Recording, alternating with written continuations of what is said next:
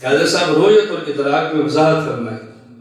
یہ پوچھنا چاہتا ہے قرآن کریم میں لا تدرک الابصار اور حدیث پاک میں ان محمد رأى ربہ. اصل منشا یہ ہے کہ قرآن کریم میں ہے کہ کوئی آنکھ بھی اللہ کا ادراک نہیں کر سکتی. حدیث پاک میں حضور پاک نے اللہ کی ذات کو دیکھا ہے. جب کسی چیز کو دیکھیں اور تمام اطراف سے دیکھیں اور مکمل دیکھیں، مکمل اس طرح دیکھیں کہ کوئی اس کا جز باقی نہ رہ جائے، اسے ادراک کہتے ہیں. اور جب اس طرح دیکھیں کہ ظاہر دیکھ سکیں، باطن نہ دیکھیں، آگے دیکھ سکیں، پیچھے سے نہ دیکھ سکیں، کچھ دیکھیں کچھ نہ دیکھ سکیں، اسے رؤیت کہتے ہیں. قرآن کریم میں نفی ہے، ادراک نہیں تھا.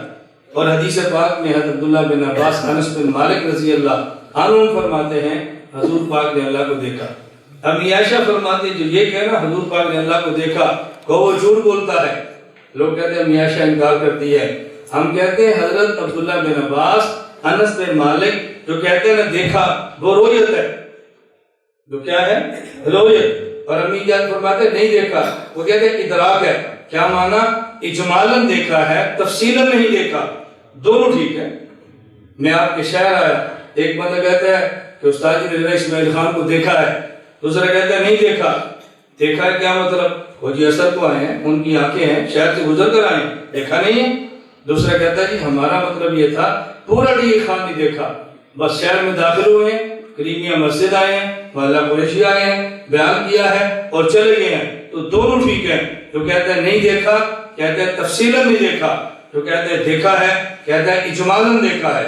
ہم عائشہ فرماتے نہیں دیکھا، تفصیلاً نہیں دیکھا. انس فرماتے دیکھا ہے، اجمالاً دیکھا ہے، اور دونوں میں کوئی اختلاف نہیں.